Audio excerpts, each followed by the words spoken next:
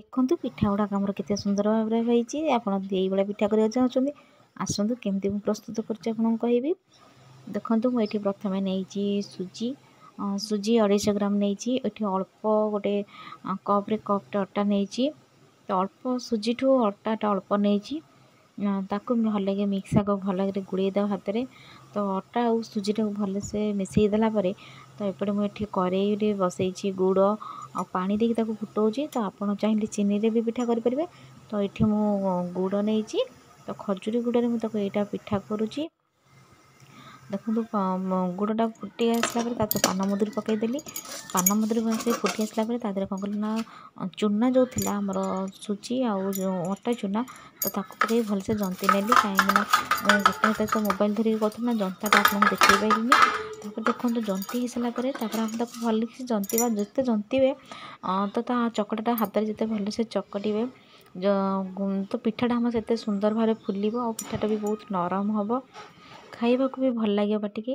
ଦେଖନ୍ତୁ ମୁଁ ପିଠା ଗୁଡ଼ାକ ଭଲସେ ଜନ୍ତି ନେଇକି ତାକୁ ପିଠା ଗୁଡ଼ାକ ଭଲସେ ଆଗ ଗଢ଼ି ନେଲି। ତ ଏଇଟା ଆଗ 5-6ଟା ଗଢ଼ି ନେଇକି ଏପଟେ କରେଇ ବସାଇ ଦେଇଛି ଗ୍ୟାସ୍ରେ। ତ କରେଇରେ ତେଲ ଗରମ ହେଲା ପରେ ଆମେ ତାକୁ ପିଠା ପକାଇବା। ତେଲଟା କିନ୍ତୁ ଭଲସେ ଗରମ ହେବା ଦରକାର, ନହେଲେ ପିଠା ଗୁଡ଼ାକ ସବୁ ଭାଙ୍ଗିଯିବ।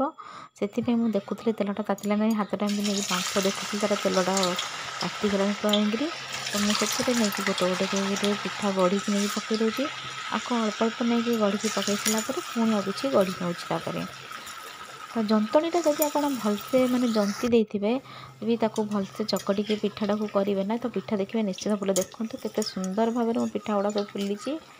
ଆଉ ଏହିପରି ସବୁ ପିଠା ଗୁଡ଼ାକ ଆପଣ ଗଢ଼ିକି ତାକୁ ଆପଣ ଛାଣିକି କରିବେ। ଦେଖନ୍ତୁ କେତେ ସୁନ୍ଦର ଭାବରେ ପିଠା ଗୁଡ଼ାକ ଟମାଟୋ ହେଇକି ଫୁଲି ଯାଇଛି ଭଲସେ।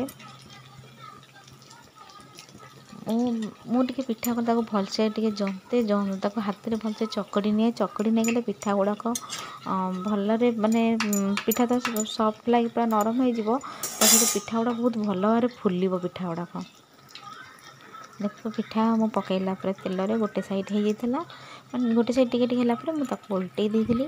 କାହିଁକିନା ଦେଖନ୍ତୁ ପିଠା ଗୁଡ଼ା ଆମର କେତେ ସୁନ୍ଦର ଭାବରେ ହେଇଗଲାଣି ପିଠା ଗୁଡ଼ାକ। ପୁରା 2 ସାଇଡ଼୍ ବ୍ରାଉନ୍ କଲର୍ ହେଇଗଲାଣି। ତାପରେ ଆମେ ପିଠା ଗୁଡ଼ାକ କାଢ଼ି ନେବା। ପିଠା କାଢ଼ିକି ନେଇ ମୁଁ କାଢ଼ିଦେଲି ସେ ପିଠା ଗୁଡ଼ାକ ଗୋଟେ ପ୍ଲେଟ୍କୁ। ତ ସେ ପ୍ଲେଟ୍କୁ କାଢ଼ି ସାରିଲା ପରେ ଏପଟେ ଆଉ ଜନ୍ତିକି ରଖିଥିଲି ପିଠା। ତ ଗଢ଼ିକି ରଖିଥିଲି ପିଠା, କାରଣ ମୁଁ ଅଳ୍ପ ଅଳ୍ପ ଗଢ଼ିକି ହିଁ କରିଥିଲି। ଏକାବେଳେ ମାନେ ଗଢ଼ିକି ରଖିଲେ କାଳେ ଲାଗିଯିବ ବୋଲି ମୁଁ ସେଥିପାଇଁ ଥାଳିରେ ରଖୁଥିଲି ନା।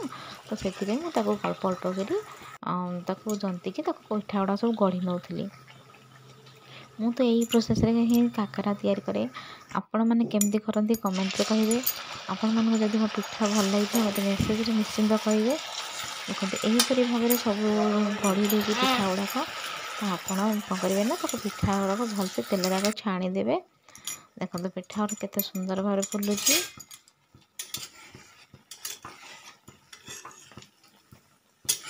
ଯଦି ଆପଣମାନଙ୍କୁ ଆଜିର ମୋ ରେସିପି ଭଲ ଲାଗିଥାଏ ପ୍ଲିଜ୍ ଲାଇକ୍ କମେଣ୍ଟ ସେୟାର କରିବାକୁ ଭୁଲିବେନି। ଆଉ କାଲି ଯେହେତୁ ଜନ୍ମାଷ୍ଟମୀ ଥିଲା, ମୁଁ ଜନ୍ମାଷ୍ଟମୀରେ ପିଠା କରିଥିଲି। ଜନ୍ମାଷ୍ଟମୀ ସମସ୍ତଙ୍କର ଘରେ ପିଠା କ୍ଷୀରି ହେବ, ମୁଁ ପିଠା କରିବିନି, ସେଥିପାଇଁ ପିଠା କରିଥିଲି।